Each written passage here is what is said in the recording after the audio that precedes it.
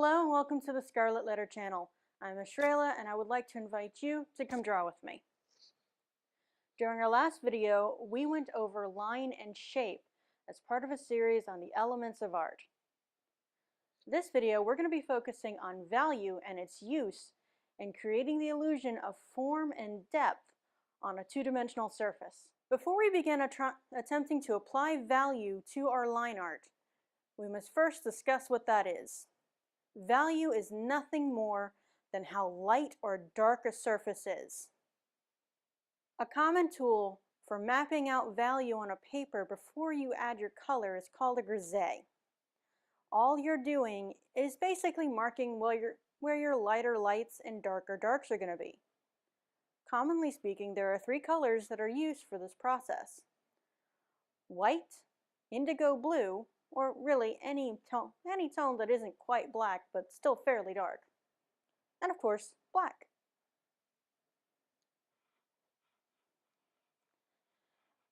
When a drawing begins the process of being rendered, it is also commonly done from the back forward.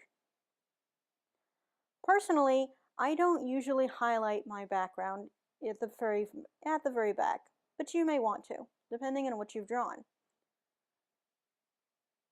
The actual colors of your grisé are going to vary pretty widely based on preference and, of course, what color paper you use. For example, you will not likely see too much in the way of white on your paper as part of your grisé if you've used white paper. That'd be a bit difficult to pull off. These would also be the instances where you would go ahead and use the yellow or the peach for your line art. By producing your grisé and ultimately your coloring from the background forward, you're basically helping to ensure that you don't accidentally rub out your subject matter before it's ready to be colored in. Grisé is pretty simple, but the process can be pretty time-consuming. So keep in mind, there's no rush. Just take your time and color in, or grisé in this case. I would like to apologize for the interesting little outline you can see here. I had forgotten there was a sticker under here. Anytime you do shading of an object of any kind, you want to make sure your board doesn't have anything underneath of it, because you will get a rubbing of the object.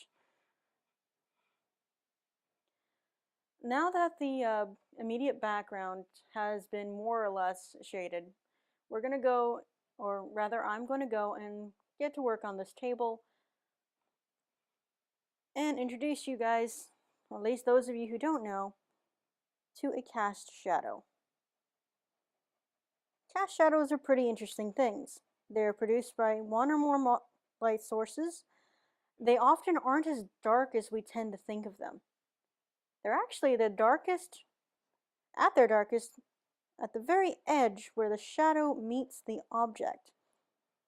And from there, will actually grow gradually lighter.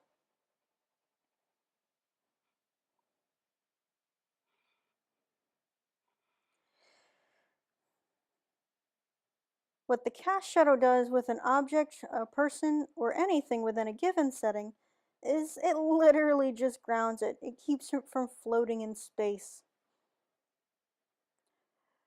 In other words, if you want your object to look like it's sitting on a surface, it will require at least one cast shadow. Cast shadows also help to indicate where the light source is coming from. I personally have never been able to master cast shadows as being closely indicative of where the light source is coming from, especially in the case where I've had to imagine it, as would be the case here. Alrighty, this does look a little messy, but for our purposes it will serve. We would next begin to shade in the actual subject matter itself. And there is actually a very funny quirk of shading that you might want to consider. Whenever you look at an object in real life, Pay close attention to the space where the object meets your surface. You notice there's a very slightly lighter shade of, well, shadow just before it meets the table. I do not remember with clarity what this phenomenon is called, but it's pretty commonplace. You see it just about everywhere. And it's pretty handy in rendering an object on a surface because it gives you a lighter line of sorts when you're trying to shade an object into shadow. Don't worry too much though if you have goofed and shaded all the way. Just as long as you can tell where the object stops and the surface begins, you'll be fine.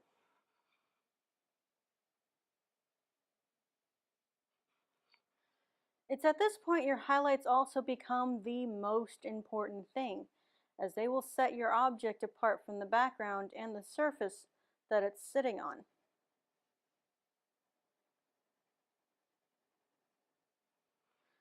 This is probably the most common reason why they're usually done last. That way your highlights and shadows for this part of your grisaille is still at its boldest. To be perfectly fair, this does not look like much, but once you've gotten all of your grisaille in place, you'll have everything you need to know where to place what colors. Assuming, of course, you are doing a color drawing. If you are doing a drawing in black and white, you actually won't need to get this far and will in fact have to spend a lot more time on this part. Thank you very much for joining me, either as a viewer or as a participant. Next episode, I will begin showing coloring. This part will take the longest and will of course take the longest to film. If you don't see another video in the next couple of weeks, that's because I've had to book multiple sessions here at the Sliver Library where I'm filming this in order to complete that last video. You have a wonderful day.